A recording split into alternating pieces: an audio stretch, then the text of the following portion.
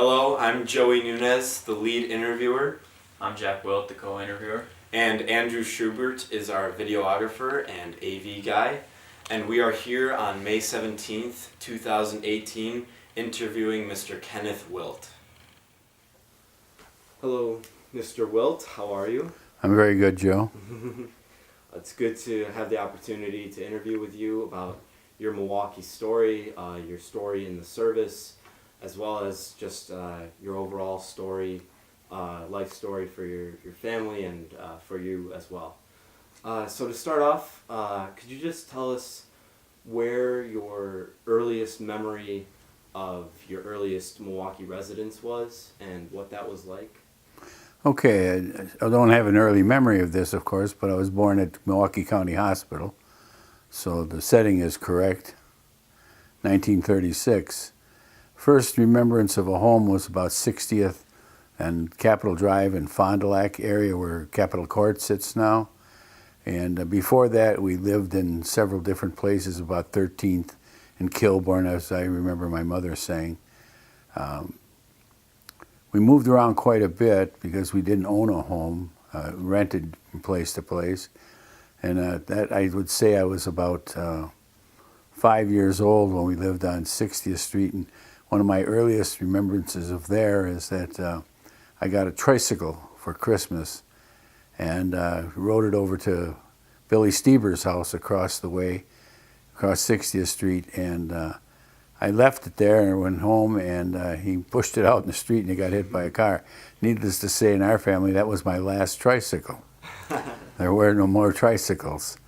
One of the remembrances there is my dad was kind of a character, and he used to set clothespins up in the kitchen and shoot them with a BB gun. So I can remember my brother Jim, who's 3.5 years younger than me, I can remember him being born there. So I can remember things from an earlier age. So I was only about 3.5 years old to 4 years old, and I can remember him in diapers, and my brother Matt, who's 2.5 years younger, and my older brother Roy, who's 5 years older.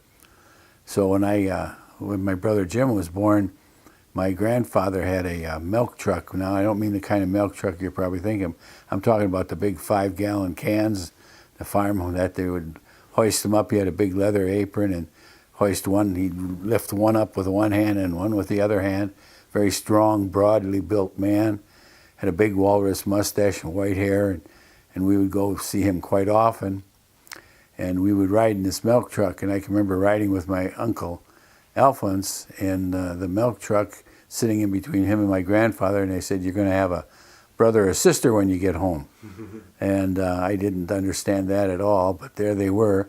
There was a lot of people in white clothes. My aunt was a nurse, and she was there, and other people, and there was a little baby brother.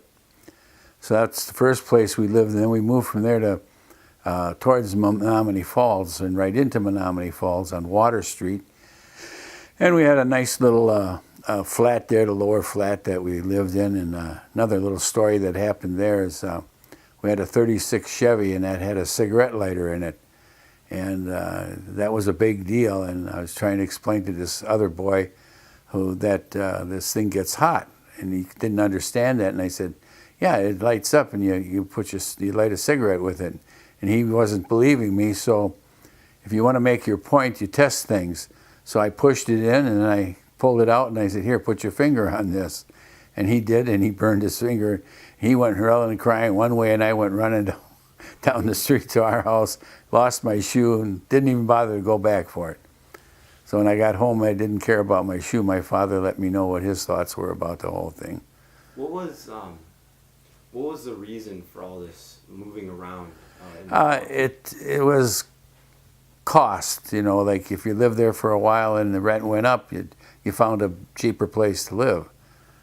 We never owned a house until I was over 18 years old, and then it was my grandfather's house when they had moved off the farm and into the city, back into the city. So from Menominee Falls, and there were lots of stories there. We lived right on the river, just right off the river.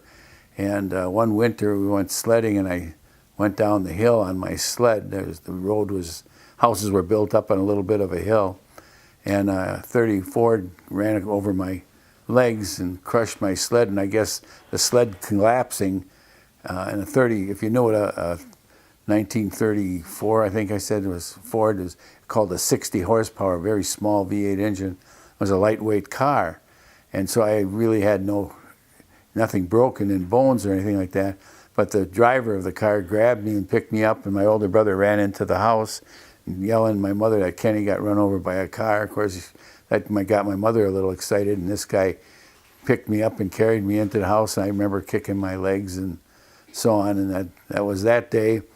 And then there were times when above Menominee Falls, if you go to Menominee Falls, it's still there. The falls is still there, and kids would ice skate above on the river.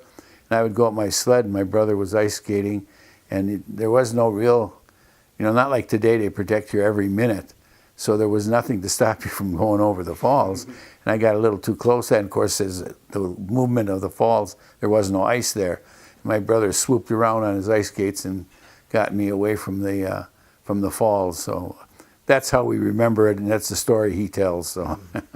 Was that hard, all the moving around with his work? Or didn't give much. Work was very scarce in those days. Remember, this is the late 30s, right, before World War II. So he finally got a job at Alice Chalmers at spray painting tractors at Alice Chalmers. And that kind of was a little better life, because I can remember my mother going to a place, I don't know where it was, but it was County Help, as they called it that day. And she would get a large box of oatmeal. It was Quaker Oats, but there was no Quaker Oats man on the box or anything. It was just a brown box, cardboard box, a round one, in fact. And that's what we would get, aid like that. And so milk used to be set out on the door steps in Milwaukee or wherever we were living. And if you got milk from the milkman, and if it would freeze, the cream would rise to the top and would freeze and would pop there were glass jars with a little paper lid in it, and it would pop them up, and you come out in the morning, and if it was really cold, that little cap would be up in the air, and the cream would, and of course the cream we kept for our cereal. That was a treat. That was a real treat. Then we moved from Menominee Falls, and we moved back to 109th and Mill Road, which was West Granville, they called it at that time, but it's now annexed by Milwaukee. And we had 10 acres there. It was my grandpa's small farm. And we had some riding horses that my dad owned, and we had a lot of chickens and some pigs and things like that, and a lot of big hay in the barn. And we would play in there a lot and swing on the ropes. And it's a great place for kids to grow up, and nobody was telling you not to do things. And we'd have corncob fights, and friends would come from the city to come out there and ride horses. And so we found out one day that a wet corncob is a lot heavier and goes a lot harder and further. So we would soak the corncobs that we would have and let them have dry ones. And we got a game up on them, so to speak.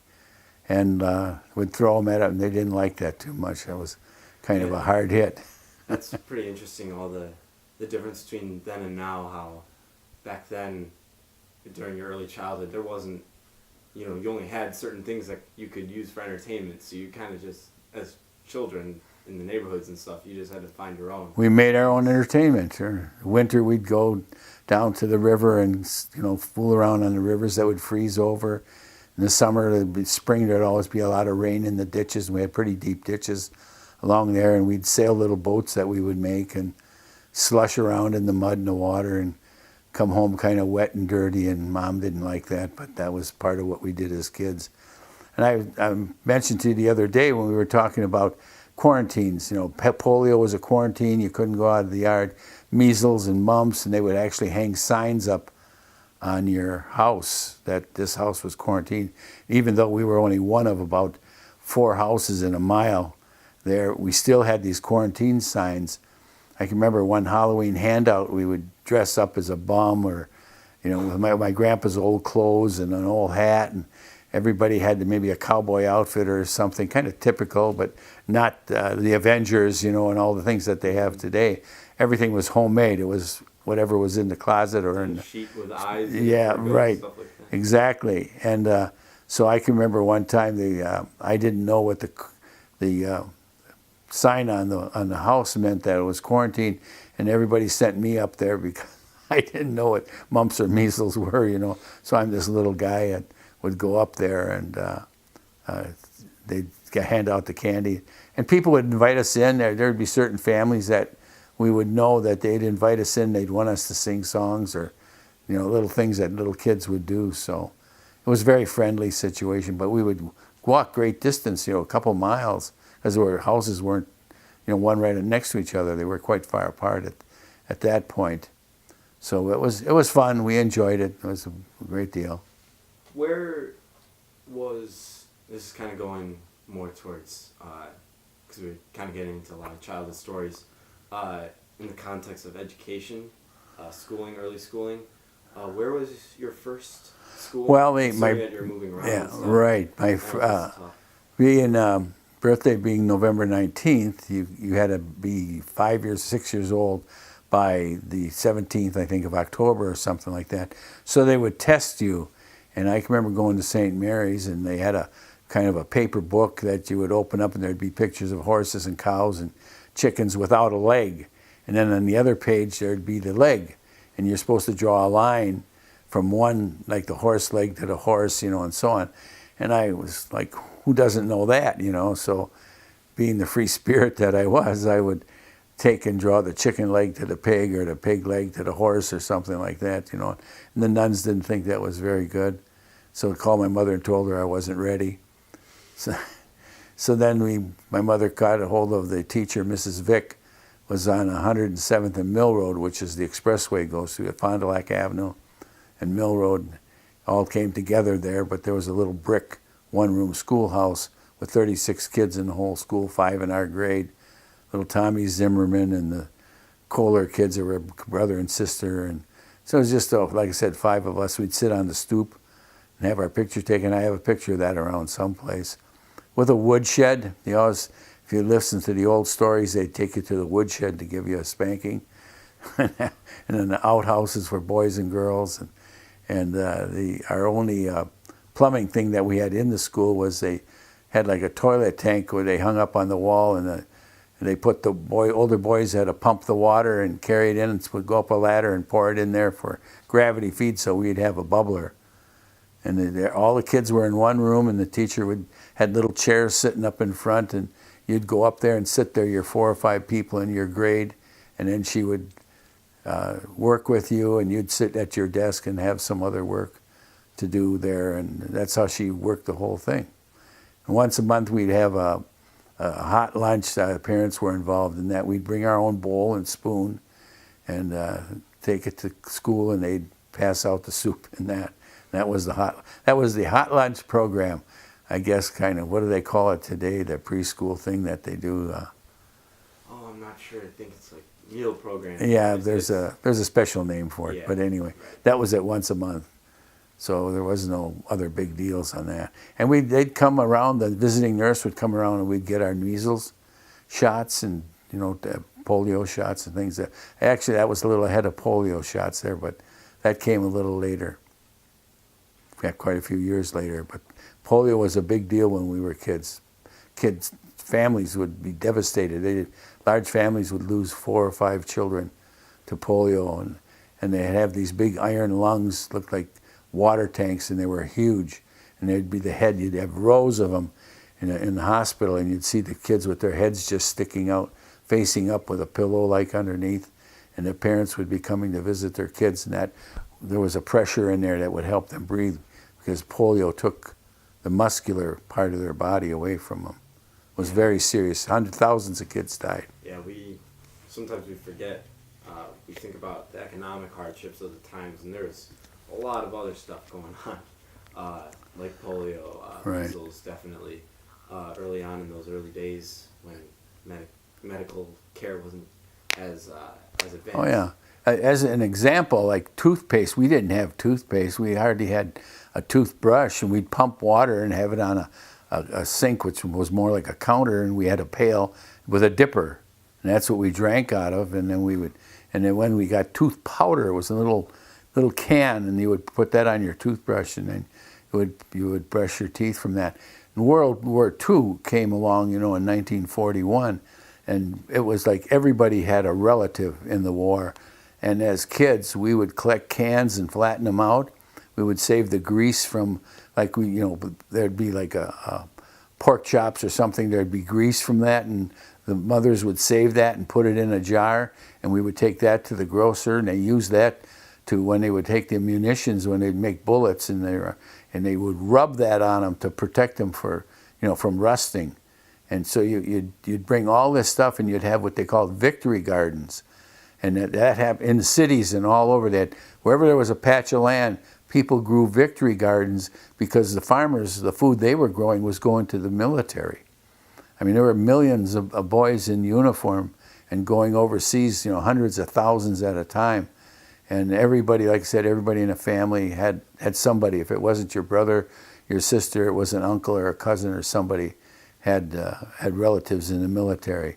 And I had one was a cousin of mine was a pilot, and he was shot down in the Pacific and killed. So there's all that, that was, it's kind of funny how you look back on it now and you get kind of angry about some of that, but you took it in stride. There was so many things going on, like stamps. We had food stamps, not like food stamps today where you get money to go buy food. Right. This was a rationing. You had a food book with these stamps in them, and you could go get so much meat or tires or shoes or gasoline. You had to live your life around the war. Everybody was involved. Now most people, the only thing they see about the war is on television.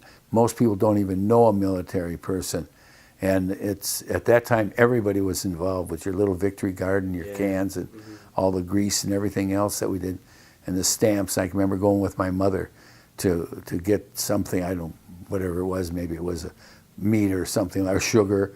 You could only get so much sugar. Right. It was all restricted, and everybody worked at it, little kids on up. Grandma and Grandpa.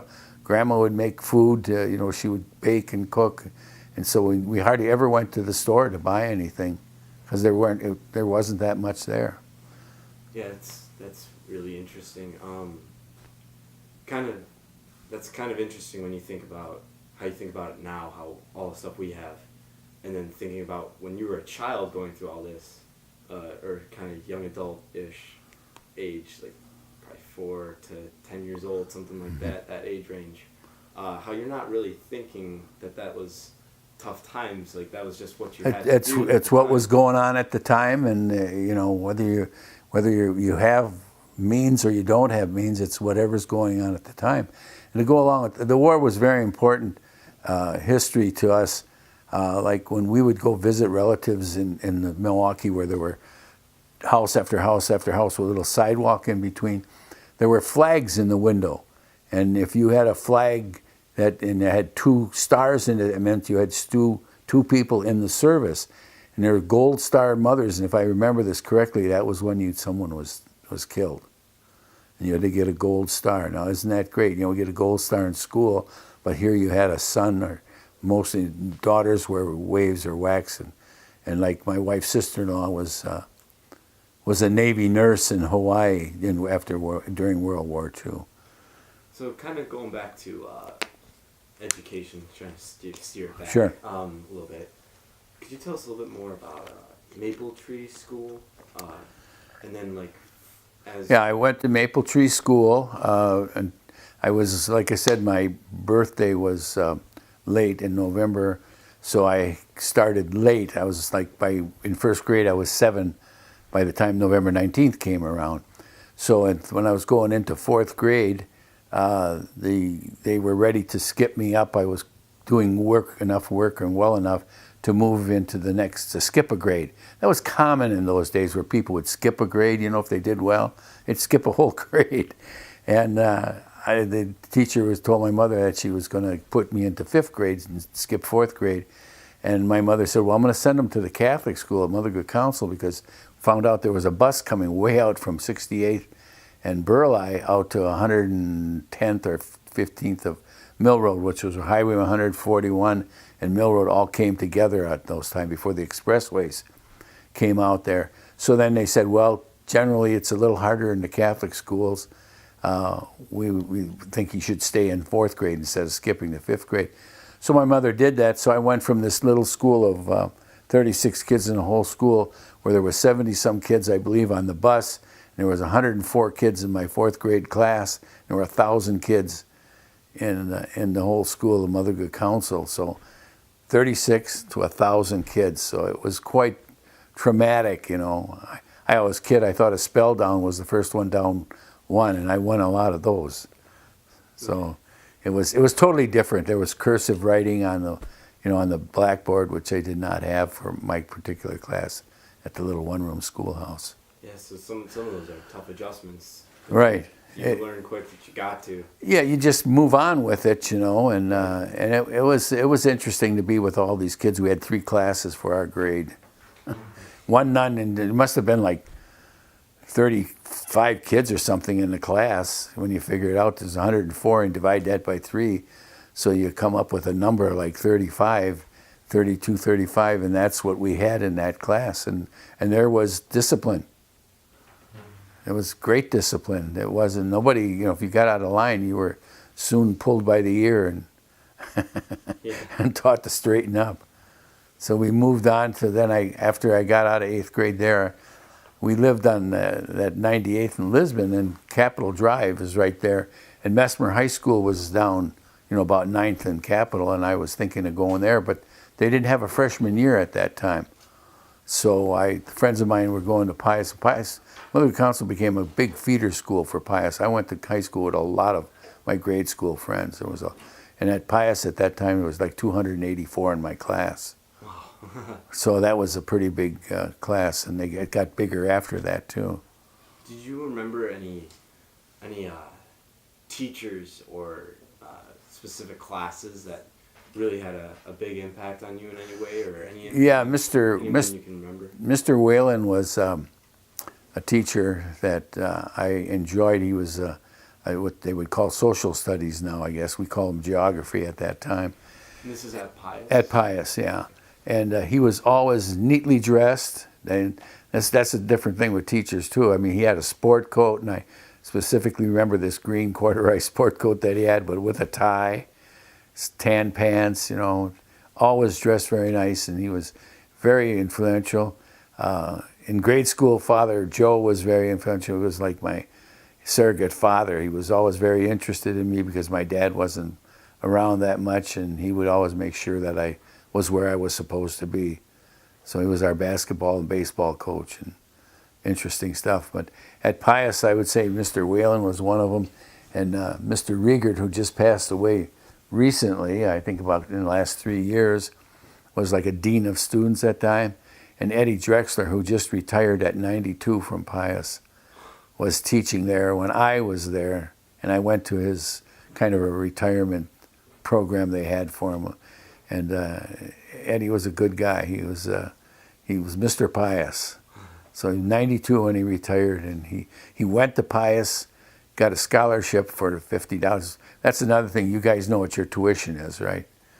Yeah. Compare that to my $99 a year that I paid at Pius, and I got $1 an hour to clean floors and dishes and windows and stuff, whatever we had around, desk, and come a couple weeks before and do that work, and got $1 an hour. So after 100 hours, I had my tuition paid for. Well, today you'd have to earn like what, $130 an hour to accomplish the same thing, you know. Were those jobs on your own intuition? Like you wanted to? Oh yeah, nobody told us, here's your job, Ken, you ask for the job. They were available.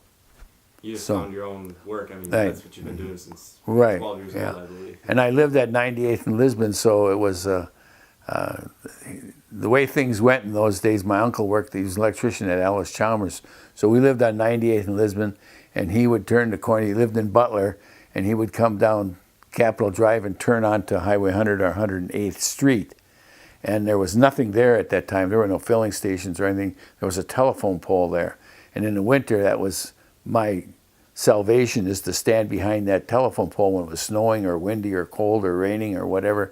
And I had a watch for him, and when he would make that turn, if he saw me there, he would stop and he would drop me off right in front of Pius. If he didn't see me, there was no sitting and looking at his watch waiting for me. I had to be there, like if he said 7:15, I would always make sure I was there by 7:10 or earlier, because if I missed them, that was it. I wasn't going to school.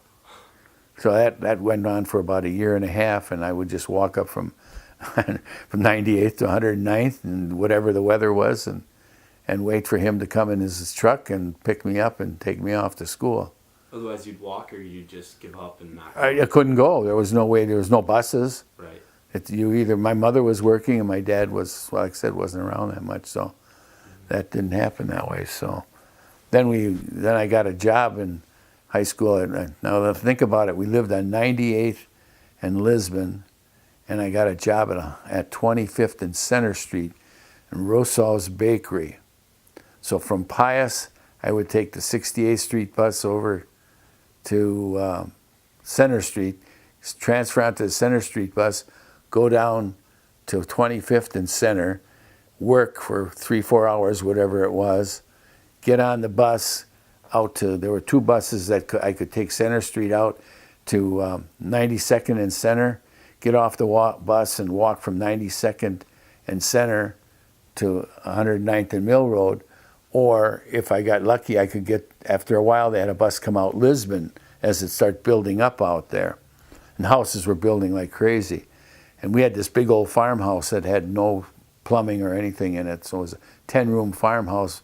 We pumped water and took a bath out on the back porch in the summertime in a wash tub. And these are all during your Pius years? Yeah, when I was in high school, here I am taking a bath, trying to go between jobs and school and be somewhat clean in my living, and it was just the way it was. Didn't think much about it.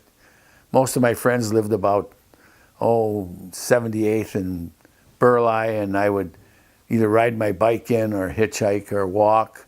In fact, most of the time I would run from 76th and Burleigh to home. You did.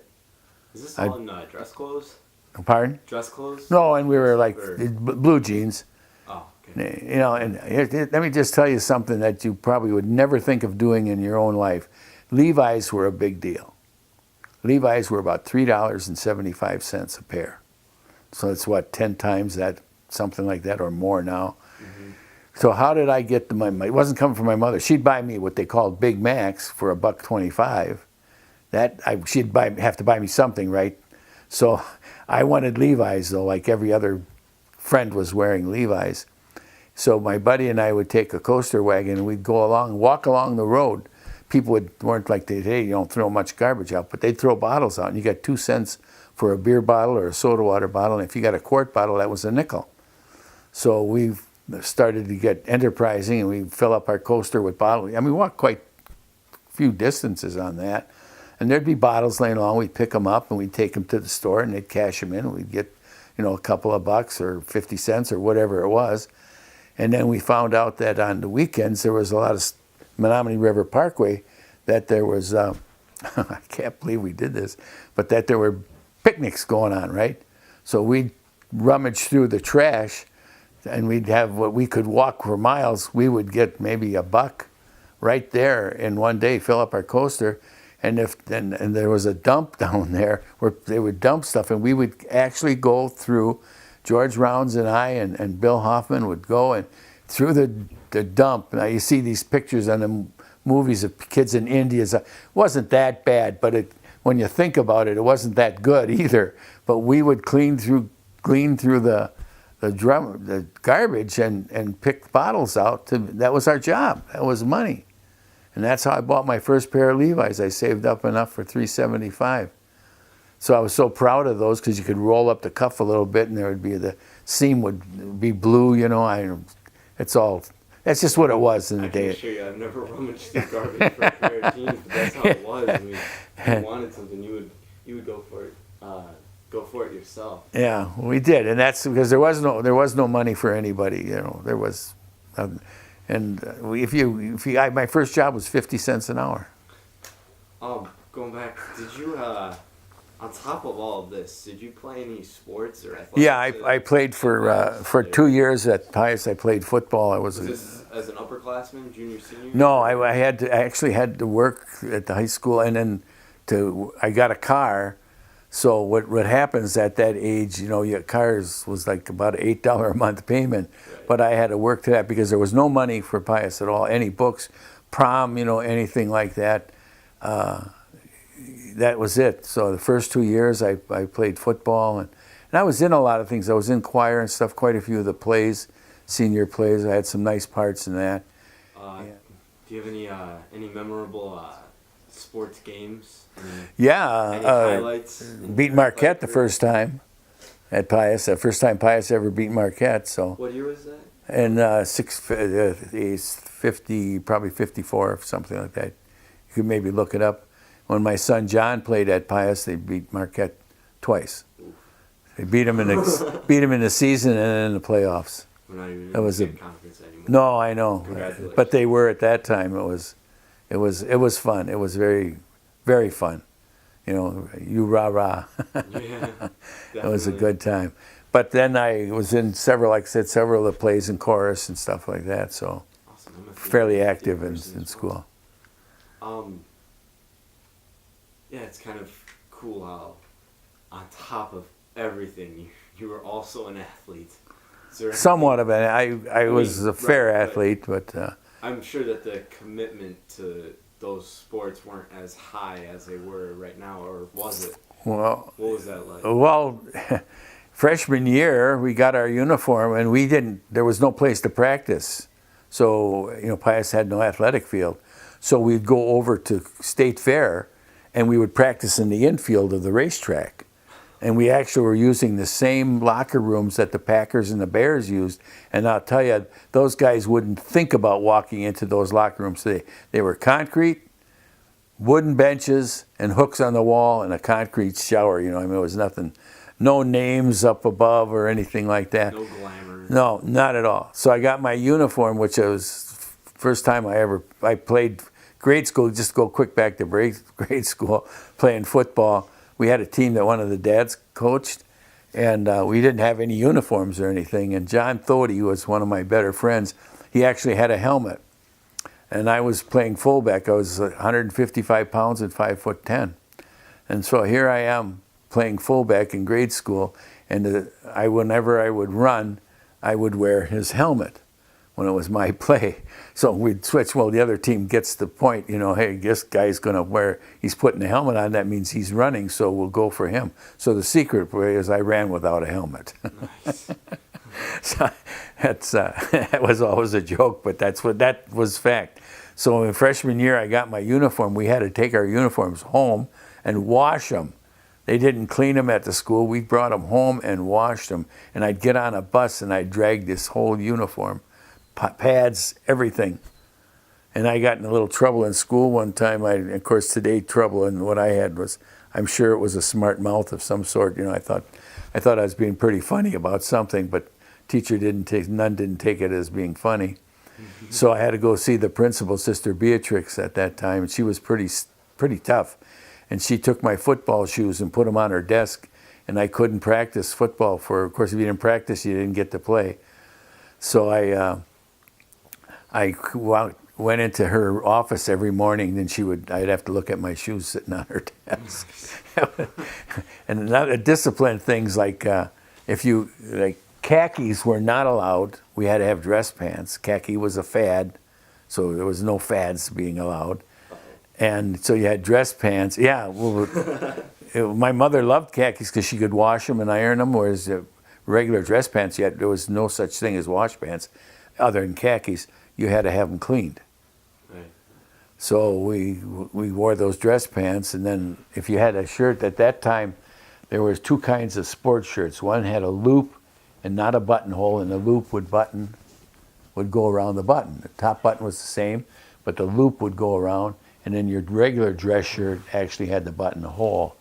So if you didn't wear a tie with the one with the buttonhole, you had to rent a tie for $25 or something like that from the office, and then you had to wear a tie. Yeah, those are cool differences in styles. Kind of going back. So what was it like?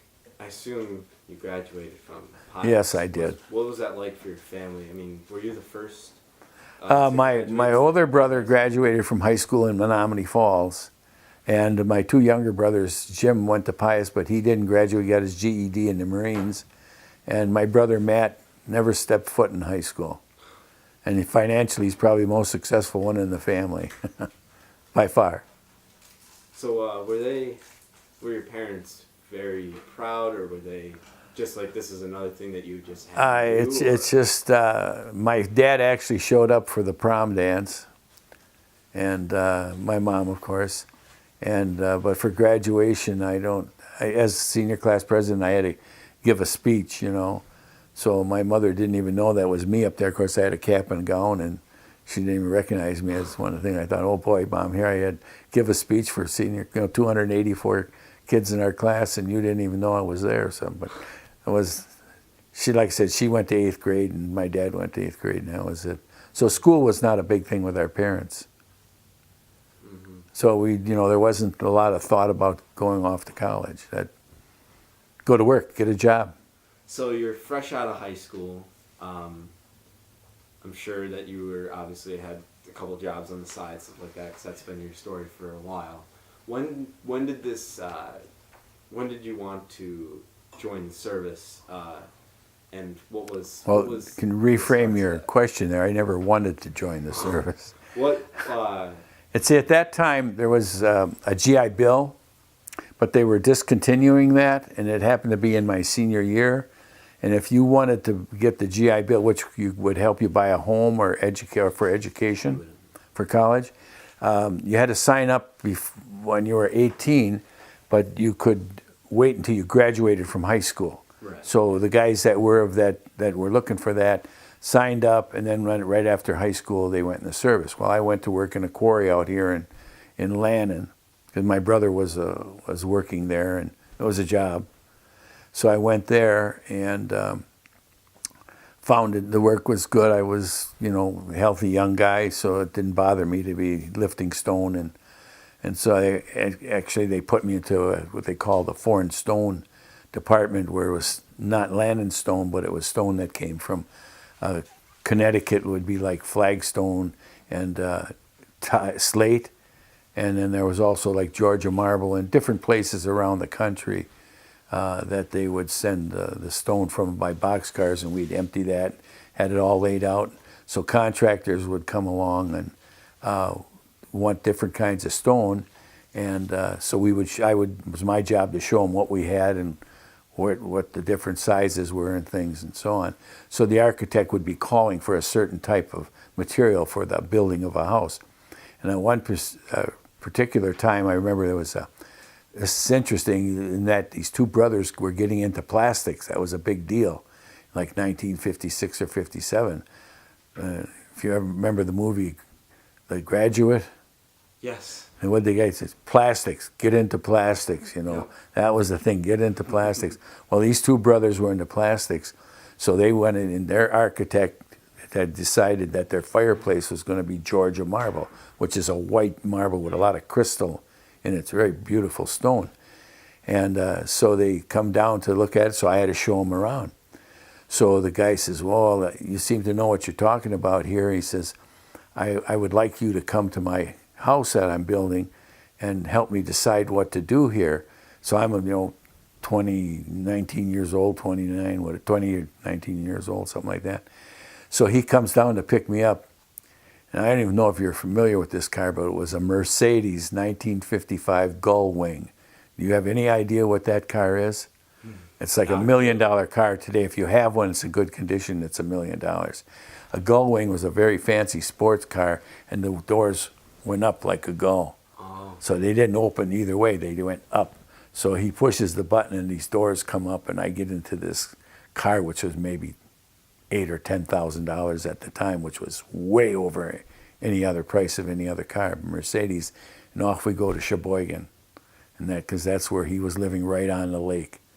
And so he was in the plastics, made money, come down there. So I picked out all the stone with him and other things that he wanted for marble for the different parts of his house.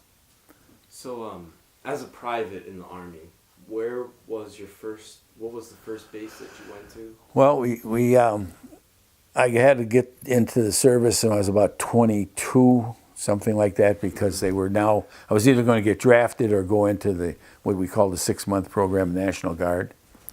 And so I was with Division Artillery in Whitefish Bay Armory. So they put us on a train after we were tested in Milwaukee. Then they put us on a train to St. Louis, and from St. Louis we got on another train that took us down to Leonard Wood, Missouri. So that was everything was hills, and it didn't seem too beautiful. When we drive through there now, it's a very pretty area. But when you're marching it, it's not that pretty, because you go someplace, you're going uphill, you come back, you're still going uphill. You also got that southern heat and all the Heat. Yeah, and I was there in June, July, and August. It wasn't too smart on my part. I'm sure the bugs weren't that great either. No, the bugs actually weren't. I don't recall that as being something, but you'd march. You'd be out on a 10-mile march or something, and you got your.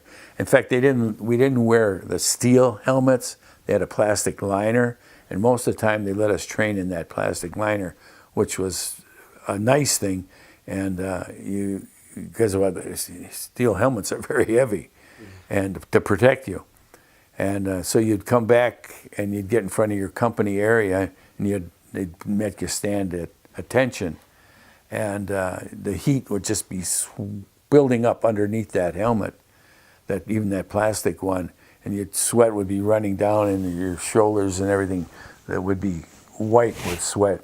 I am not really complaining because nobody was shooting at me. Like today, the guys go into combat and stuff, they're heroes. We were just there training. And you'd stand there and guys would pass out.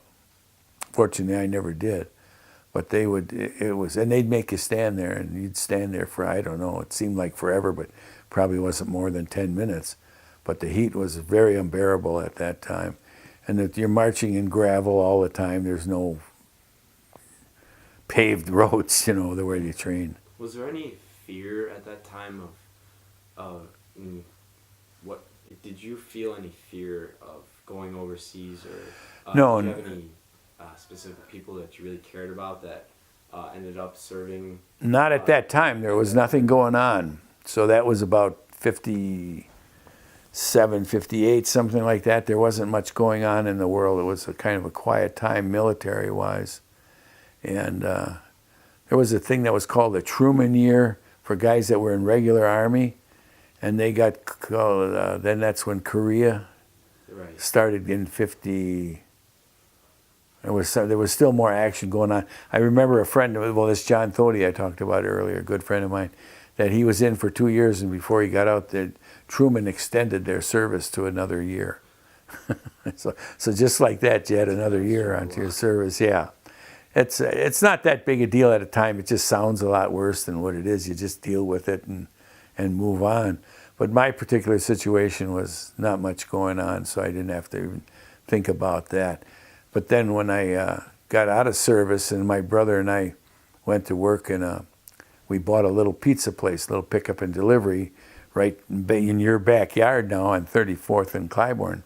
Yep. And it was a little storefront, and nobody ate in the restaurant there, but we would make pizzas, and the young guys, I hired a bunch of guys from Pius all the time. It seemed like I had football players and stuff, and they would come and work for us, and they'd be driving their cars and delivering pizzas.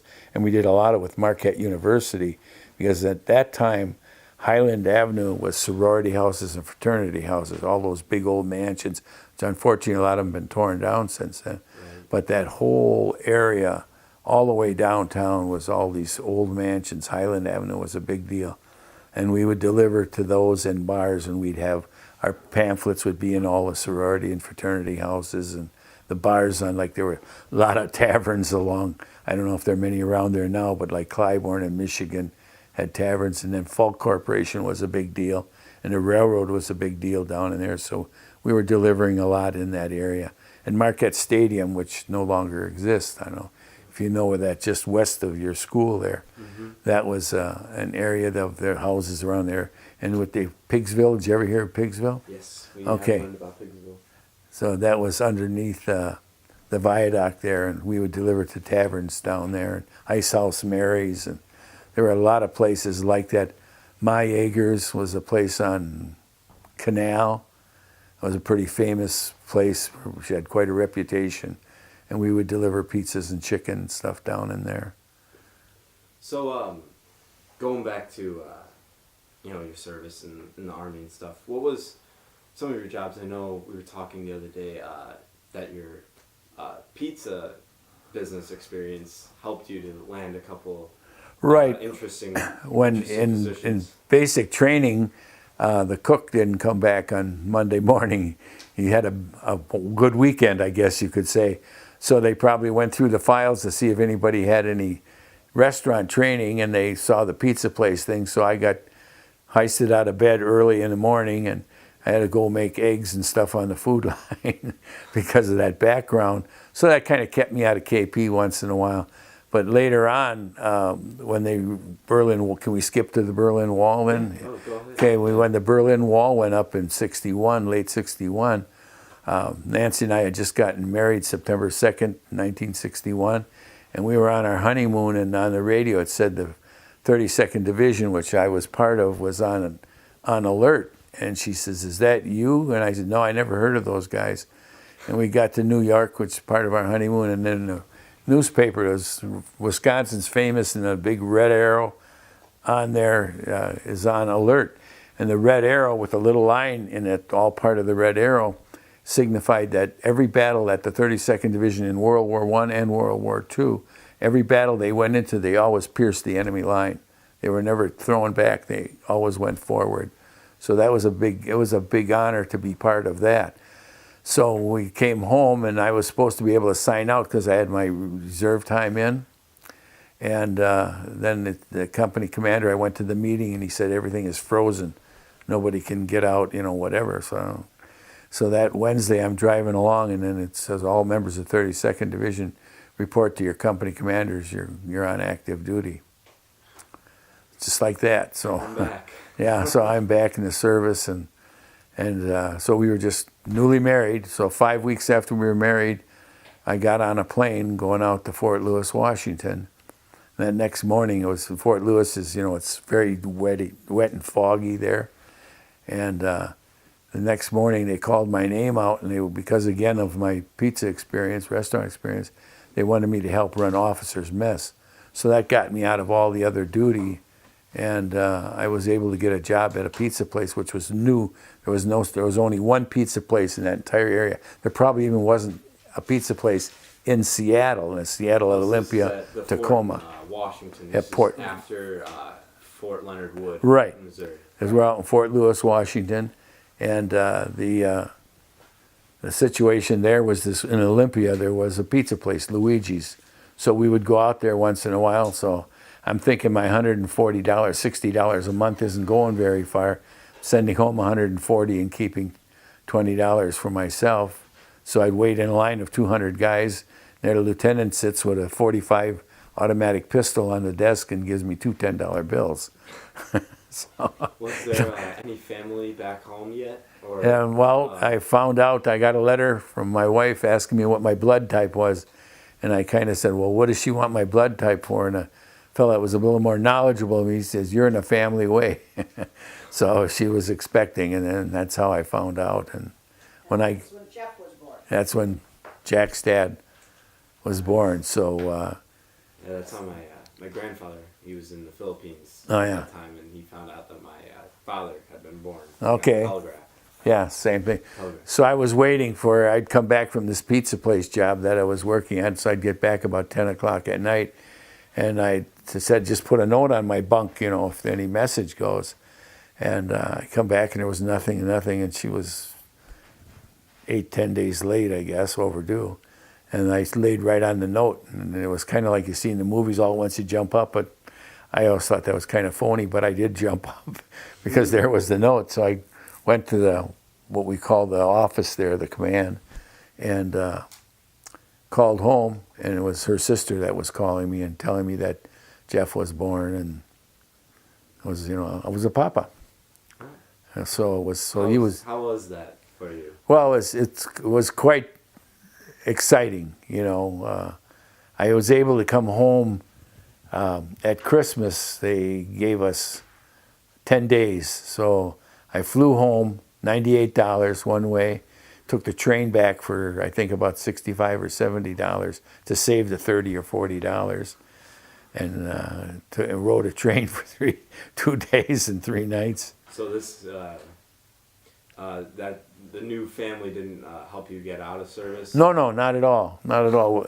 I didn't get any more money. It was just Right. had to wait until President Kennedy at that time, then the things kind of quieted down with Russia because they built the wall, and so I guess our going out to Fort Lewis kind of pushed a war off or something, if you want to say that, but I don't know how true that is. But it turned the events around, and because we were activated, there was a lot of people, the whole state of Wisconsin, 32nd Division, the whole thing.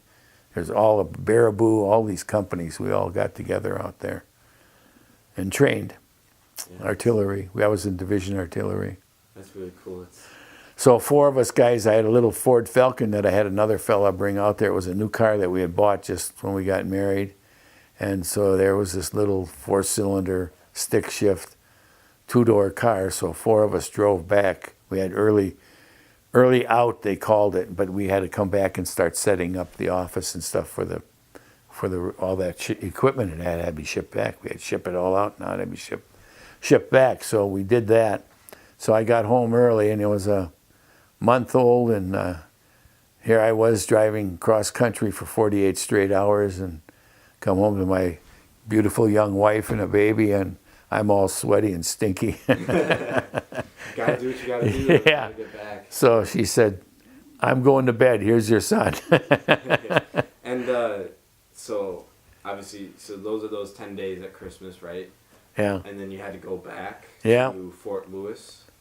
Yeah. And then where does your military career go from there? Right there. That was it. And I came back, and when we came back, then they let us out because my time I put in my reserve duty, and so shortly after that, couple months, I suppose, something like that. So. Were you relieved to be done? Well, sure.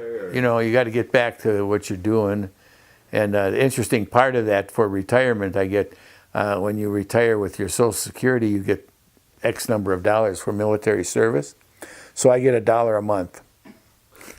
Any little bit helps. Yeah, $1 a month. I almost fell over when they told me. I was overjoyed. I would take $1 a month. Might help with market high tuition. Yeah. But so overall, how long did you serve in the Army?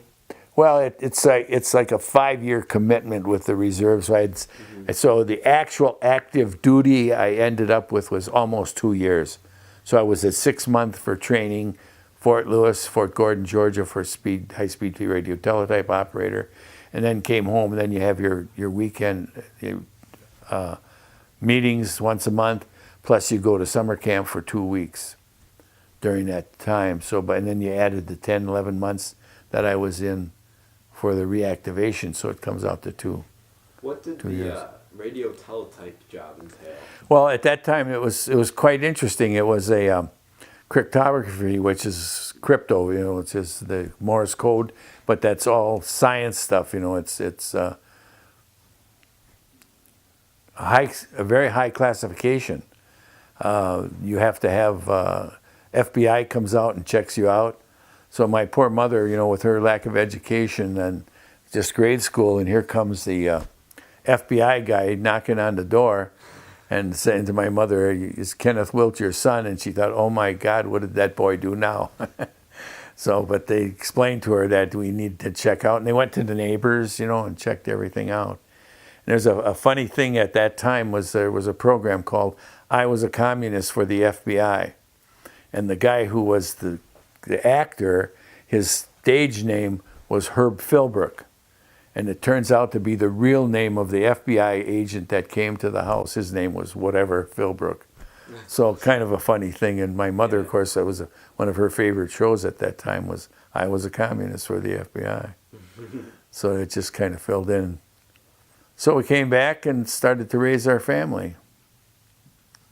So radio teletype. That's a high skill. Where did you just have to? Did Well- they just assign that to you and you learned it on your own, or? Well, the Army, if you drive a truck, you get a wheelbarrow. If you push a wheelbarrow, you get a truck. You know, they always the opposite. Well, I took one semester of personal typing because I had room. I had to take something to fill out my.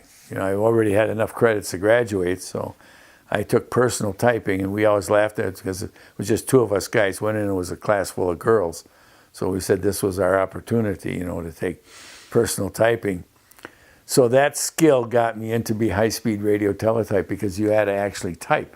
They had a keyboard just like a typewriter, but it was all caps, but the letters were all in the same place as a typewriter. So I could very quickly, I don't know how many minutes a word I could type, but I fit into that very quickly.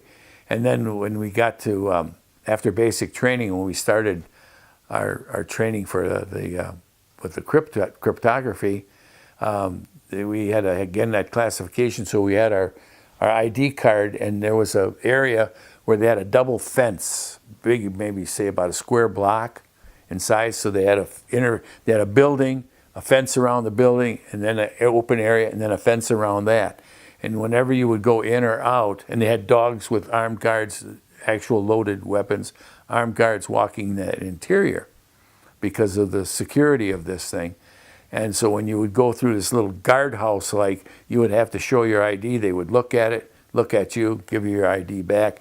So anytime we took a break, that we went through that. And at that time, I got, they pulled me out of our unit to be what we called an acting sergeant. So it was my job to take the guys over to school and bring them back again. That's crazy. I mean, were those your main, the officer's mess, obviously, the radio teletype? Was there any other military experiences that you'd like to share? Any? Because I'm kind of interested in learning. Well, more. basic training is probably the most interesting part. I mean, that was interesting, but there's not much to talk about in the cryptography. Right. They can't explain anything. But we can go into basic training. But in basic training, it's kind of, if you're a young guy, it's kind of fun because it's athletics, you know. You run a lot and you train and you do all kinds of testing all the time. And one of the things that they would do is confidence course. And you would lay on your back and crawl under barbed wire, and they would have bunkers, square air of like railroad ties. And in that bunker, they would have explosives. And you'd be crawling. If you were near one, they'd be setting them off, machine gun fire going. And they were tracers at night you could see. They told you, if you stand up, you're dead. Because that's what they said. But because those bullets are, you're going over at about a 4-foot height, I guess. This is training. This is training, yeah. And so you've got to lay on your back sometimes going under barbed wire. You're going through water. They make sure there's plenty of water and mud around for you. And then they would explode these things and you kind of lift off the ground. And then you'd get down to the other end and you'd jump into a trench. And then you'd go through it at night again. And that's when the tracers were coming. So when you're laying on your back, you take your weapon, your rifle, and you got a steel helmet on, so you lay on your back to go under this barbed wire. You put your rifle up right on your nose to keep the barbed wire up, and then you wiggle your way through the water and the mud and the dirt and the gravel. And nothing when you talk about like a SEAL or something like that, you know, Navy SEAL. What they do is no comparison. But for a young guy, it's kind of fun. And so you crawl through that, and you're looking up, and about every, I don't know how many, eighth bullet or something is a tracer. You know what a tracer is? I believe so. It has a phosphorus on it. So you see that. It's like a laser. They're going out so you can actually see that bullet 4 feet or whatever above you. Was there any specific drill sergeants that Yeah. you remember that would get under your skin or yell at you or anything like Well, that? Any stories from that? I was always kind of a happy guy, so I didn't get into too many problems. Had a smile on my face a lot. And Humberto Gastambidi, This is a sergeant? I can show you his picture in my book from basic training. But Humberto Gastambidi, a Puerto Rican, was our sergeant for our platoon, our barracks. And he'd always ask me, why are you smiling all the time? Nobody likes it here, and you're always smiling. And then his compadre was Chop Torres, and he was a good guy in hand-to-hand combat, and he would teach us how to work with knives and bayonets, and they'd put sheaths over it, you know. And I remember one time he pulled a guy, Chop Torres, Sergeant Torres, pulled out this guy from New York City kid, you know, and he said, "Come on, you know, fight with me." And the guy, no. So he slapped him around in his face a little bit, you know, and got him agitated. And he says, "Take your knife and take the sheath off." And, you know, we're all, whoa, what's going on here, you know?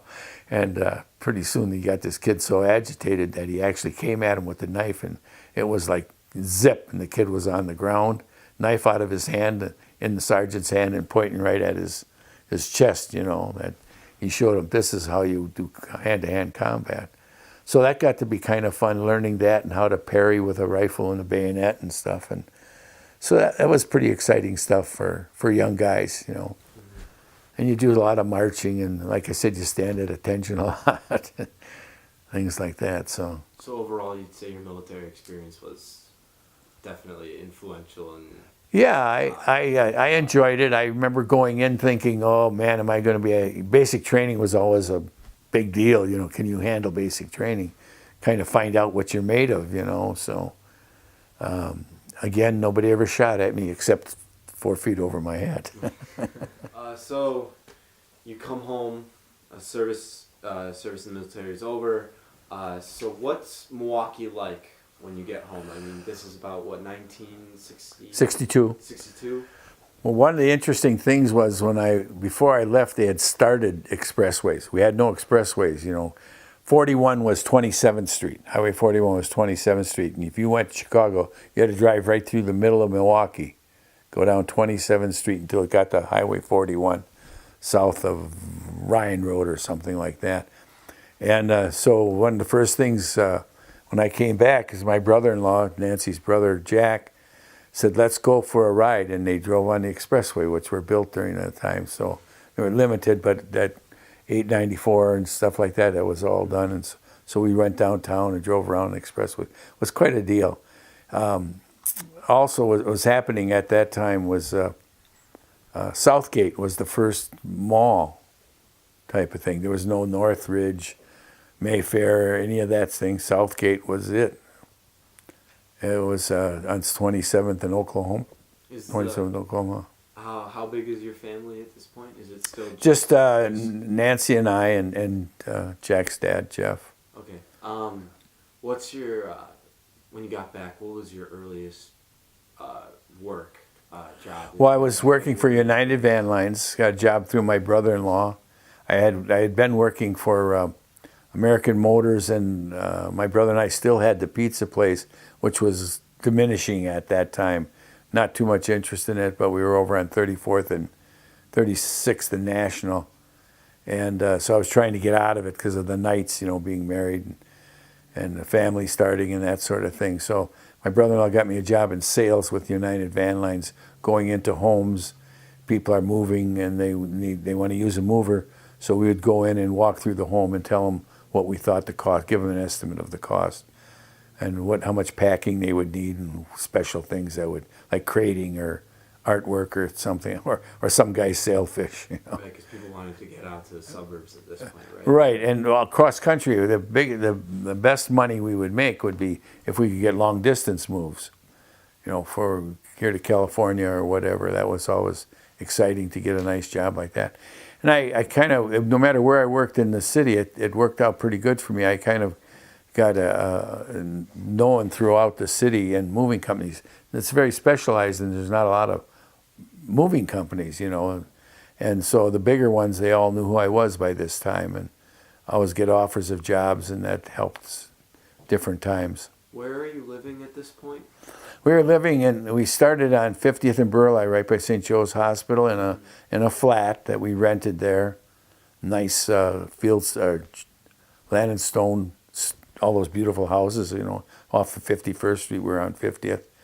So we were living there, and then we saved up our money from that I was sending home from the pizza job. And within 3 years of the day we got married, we bought a house already in Milwaukee on 25th and Olive, which was just north of Capitol Drive.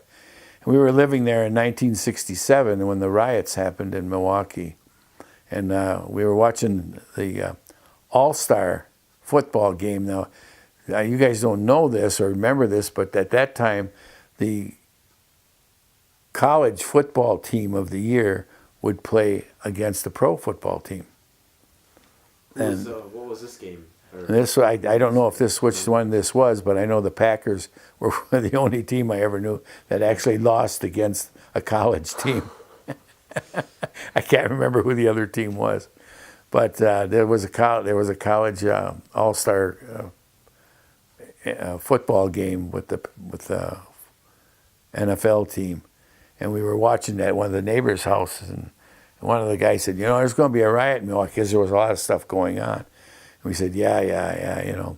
So the next morning I wake up to the phone ringing, and he says, turn on TV, and it was Mayor Meyer saying we're quarantined, that there was rioting going on in the inner city.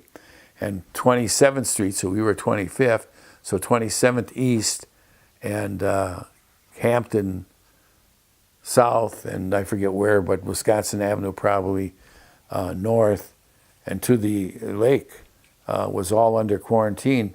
And you could see on Capitol Drive military vehicles going up. My National Guard buddies were going up and down the city and the streets. And we were actually quarantined. We were not allowed to leave our homes. So then after a day or two, they said you could go get groceries and things, and the grocery stores would open up. And there was a lot of small grocery stores at that time, which are non-existent today. But A&P was a grocery store on 27th and Capitol Drive, so we went over there, and there were whites and blacks, going to the store, and it wasn't scary or anything, but it was edgy, and so we had that situation of seeing those military vehicles. And my neighbor Fritz Finley, he had guns stationed at the front of his house, the back of his house, with shotgun shells and regular bullets and things like that, and he wanted to know if I had a gun, and I said no, but I'll leave. You'll take care of it for me, Fritz. Was there any fear for your family at this time or anything like that, or were you just going about your business? And I don't think, we didn't go to work or anything for 3 days. They shut the city down.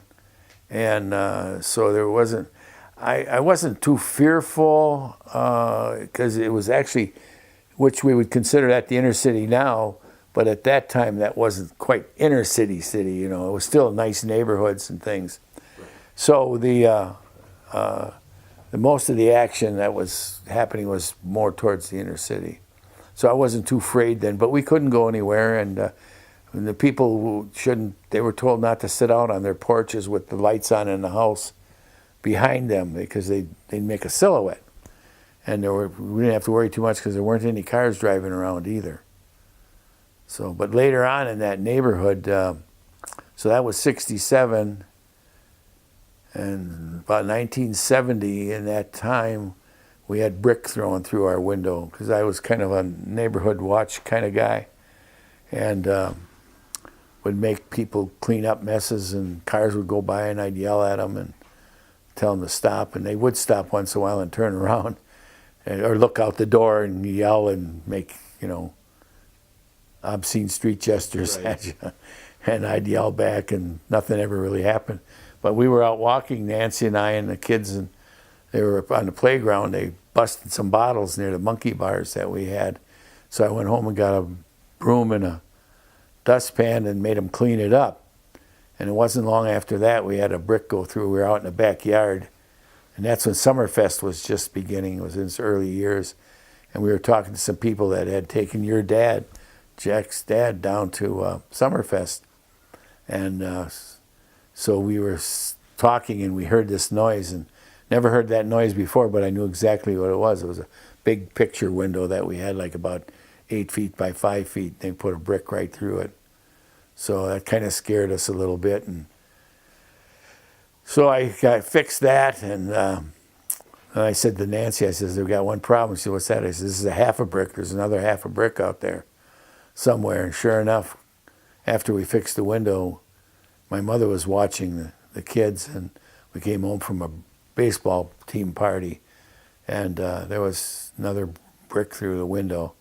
So I pretty much made up my mind then that we couldn't have 3 little kids, and I was working hours and was fearful. There were other incidents going on in the neighborhood, and so it kind of scared us then. And we had a black family then next door to us, and they were so sorry all the time. You know, they would say just Were they really good felt bad. neighbors? Yeah, I mean, they just felt really bad for us.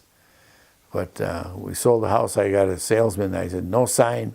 I don't want anybody coming unless they're ready to buy. And they did. They came, and 5 people looked at the house, and 3 of them were interested, and 1 put an offer in, and we sold the house. It didn't matter to you who bought it. Oh no! Oh, it was. I was there to sell the house. So that's. It was a black family that bought it. House still sits there. Looks pretty good yet. Every now and then I take a little shot through the A neighborhood. little tear. Yeah. Well, it was a nice house. It was a Milwaukee bungalow, and it was a very nice house. Really, totally remodeled inside. Did you still work in the city even after moving out? I mean, Well, I worked a lot in the moving and storage business, and my business kind of tended to be out more. And then we moved into an apartment for 2 years while we built this house. And so I continued to work, but I would do some inner city work every now and then. I'd have to go because people were hired by a company and needed a mover to come in, so I'd go in and do the survey for the move.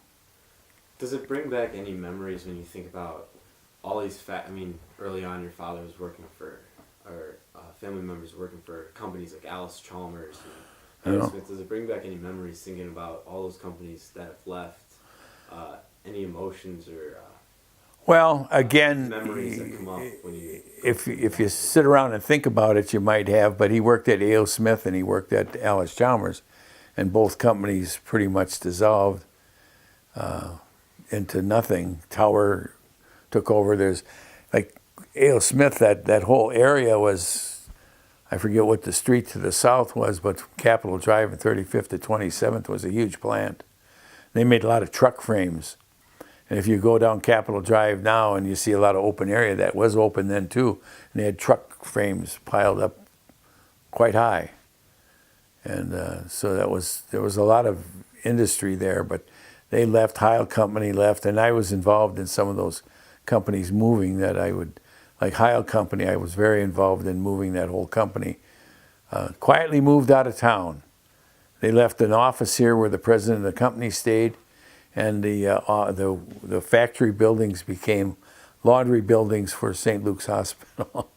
So they didn't disappear, but they used the buildings for that, and moved a lot of people from that company down to Tennessee and places south. Yeah, it's kind of interesting thinking about all those companies that have left and the kind of effects that has had on a lot of people in Milwaukee especially. What are your opinions of the Milwaukee city today? Is it... Well, I think they could do a better job of being honest with the people and face up to what needs to be done. I think my particular opinion is they're way too liberal with what they do. They don't hold people to the discipline that they need. Going back a little bit with all these companies leaving, it really hurt the inner city a lot because those were good paying jobs. Right. When Milwaukee at one time was known as the machine shop of the world. We had all these industrial places, foundries and machine shops, and there was plenty of work for people without, say, anything beyond, not even high school education. You could be trained to work on an assembly line. You didn't have to have a lot of education for that. I actually worked at American Motors for about 6 months as a job, just needing a job, and found out what it was like to be in a factory. But they were good paying jobs, and they don't have those anymore. So it seems that's turning around now. Now you drive around, you see for help signs, hire all over the place. We're hiring, we need help, that sort of thing is all over the place. Yeah, it's really cool to think about how everyone worked. When you were in the city, you lived near where you worked, you walked to where you worked, you worked. Right. And now it's kind of a different feel in the city where you go in and enjoy it. And what are your thoughts on that in terms of Milwaukee now? Well, I think Milwaukee is a fine. I think it's a lot safer than people think it is. It's certainly not safer in the inner city for the people that live in the inner city, and that I think is a real problem that those people have to face up to. They need to be more disciplined. You know, years ago the family was such a strong unit, and black families. You go back into history into the late 30s and 40s, and you see black families that were real families, you know. And then as it got to where the things changed a little bit in the welfare, my particular opinion, that welfare was a big problem for it because they made it easier for people not to be married. You got more money if you weren't married. You had another kid, you got more money. And then it used to be that grandma and grandpa would make sure that the family stayed together, and they would watch, and their kids would maybe get out of line, but they worked for their grandchildren, and they would help out. And now it's the people who are the problems are the grandparents, and they don't watch. You know, all you have to do is watch the news. I like Milwaukee. I think their park system is outstanding, which came from, you know, that was a very big thing in Milwaukee to set up that park system, which is a beautiful thing. And to every place you go, there's a nice park, and the lakefront. I definitely enjoy the parks. Did you spend time either with your family or with your parents at any of those parks and notice any of those changes? Oh yeah, we used to take the kids out, go down along the lakefront, and we'd walk the. If you go in from Lake Drive and then you go up the hill, and there's a little valley right behind it. I don't know how familiar you are with that, but we'd walk those little valleys, and there was one particular place, and there was a big old rope hanging there, and kids called it Tarzan's rope, and your dad would always try to swing on that. And we'd go to these parks quite often. We'd do picnics and the fireworks, and a lot happening in Milwaukee. And Summerfest came along, it's incredible.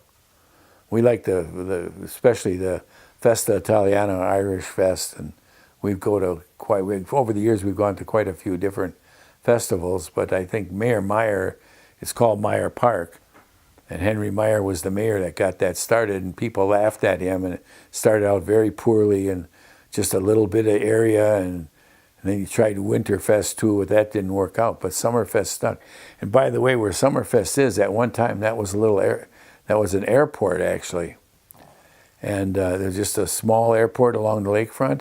And after that, it became a Nike site for when the Russians were, you know, rattling sabers and planning to bomb us, and we're bombing them and all that. And there's a Nike site down there, and then there was one on Silver Spring, about 60th and Silver Spring. And right out here in Lannon, there was a Nike site.